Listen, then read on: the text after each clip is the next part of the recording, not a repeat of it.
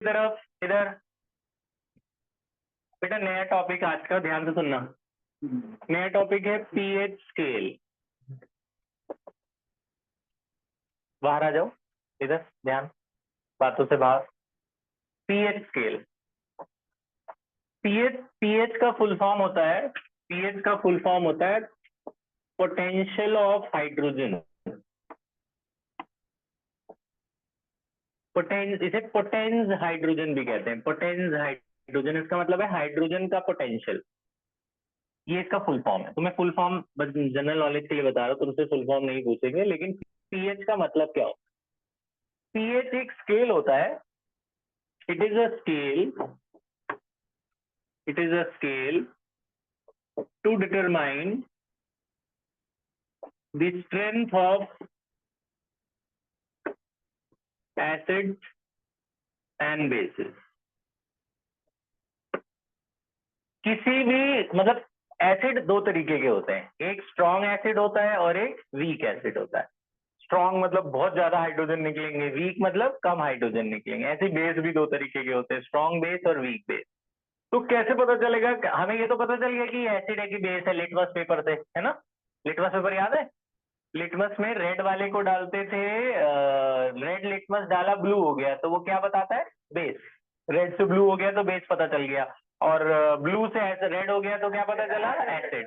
कैसे पता चलेगा कि कौन बहुत अच्छा एसिड है, मतलब बहुत स्ट्रॉन्ग एसिड है कि वीक एसिड? उसके लिए कि ये स्केल बनाया गया, पीएच वैल्यू निकलती है उसकी। तो आपको पीएच वैल्यू, अगर आप 11th में साइंस लेंगे तो वहां पे पीएच वैल्यू निकालना सिखाएंगे।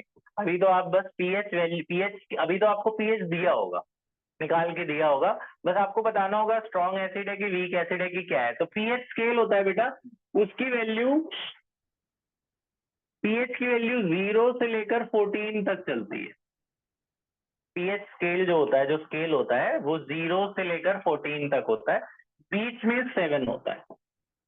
तो पीएच की जो वैल्यू होती है, जो स्केल होता है, उसमें 0 1 2 3 4 ऐसे करके 14 तक के नंबर लिखे होते हैं, पॉइंट वाले भी होते हैं बीच के।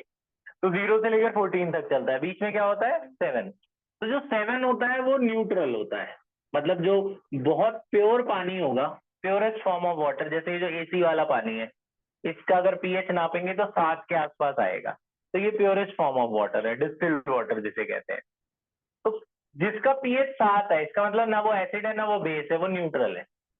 जिसका पीएच 7 से छोटा है वो एसिड, 7 से छोटा यानी 0 से 7 के बीच में जो आएगा वो सब एसिड होंगे। जिसका पीएच जितना कम होगा वो उतना स्ट्रॉन्ग एसिड माना जाएगा।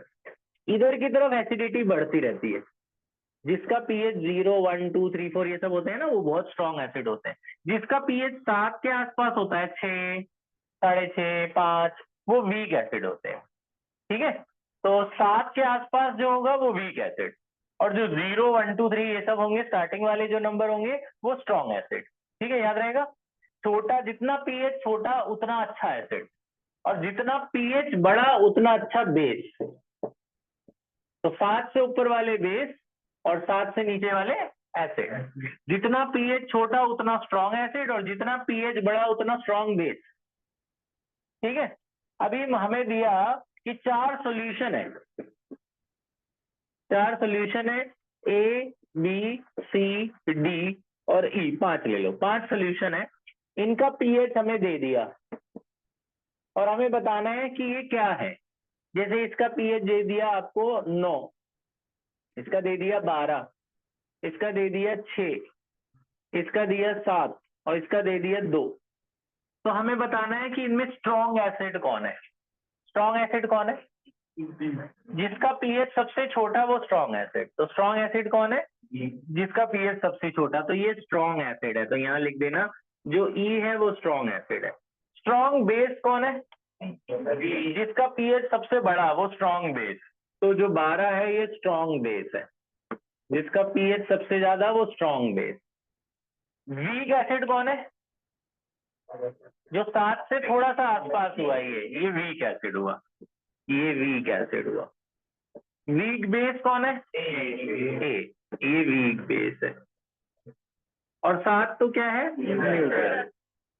हमारा जो ब्लड होता है वो भी न्यूट्रल के आसपास ही होता है। मतलब पूरी तरह न्यूट्रल नहीं होता। हमारा जो ब्लड का पीएच होता है वो भी आपका न्यूट्रल के आसपास होता है, लेकिन पूरी तरह न्यूट्रल नहीं होता, क्योंकि हम जब खाते हैं तो हमारे ब्लड में एसिड और बेस मिक्स होता रहता है, तो ब्लड उसे न्यूट्रलाइज करता रहता है, लेकिन वो पूरी तरह न्यूट्रल नहीं होता। तो हमें ज्यादातर, अच्छा ये बात समझ में आ गई, हमें ज्यादातर कोशिश करना चाहिए कि हम बहुत ज्यादा एसिडिक और बहुत ज्यादा बेसिक नहीं खाएं, वो दोनों ही हार्मफुल है। मतलब बहुत स्ट्रॉन्ग एसिड और स्ट्रॉन्ग बेस नहीं खाएं, इसके आसपास वाले फूड खाने चाहिए कि जिनका पीएच उसके 7 के लेफ्ट या 7 के थोड़े से राइट में हो, ताकि हमारे ब्लड में ज्यादा एसिडिटी और ज्यादा बेसिसिटी ना हो। ठीक है। तो ब्लड के अंदर एक कैपेबिलिटी होती है कि वो अगर हम एसिड खाएंगे तो अपने आप में बेस जनरेट करके उसे न्यूट्रल कर देता है। अगर हमने ज्यादा एसिड वाली चीज खा ली तो ब्लड अपने अंदर से ही बेस जनरेट करके उसे न्यूट्रल कर देगा, और बेस खाएंगे तो ब्लड एसिड बन जाएगा, ब्लड एसिड खा के एसिड बना के उसे न्यूट्रल कर देगा। तो ब्लड के अंदर कैपेबिलिटी होती है कि वो चीजों को न्यूट्रलाइज कर देता है। ठीक है, एसिड खाएंगे तो बेस, बेस खाएंगे तो एसिड, वो बन जाएगा और जो हम एक्सेस होगा उसे न्यूट्रल कर देगा। ये बात समझ में आ गई पीएच की वाली बात, है ना? तो ये लिख लो, फिर उसके बाद हम और भी चीजें करते हैं। पॉज कर दे बेटा। PH in everyday life,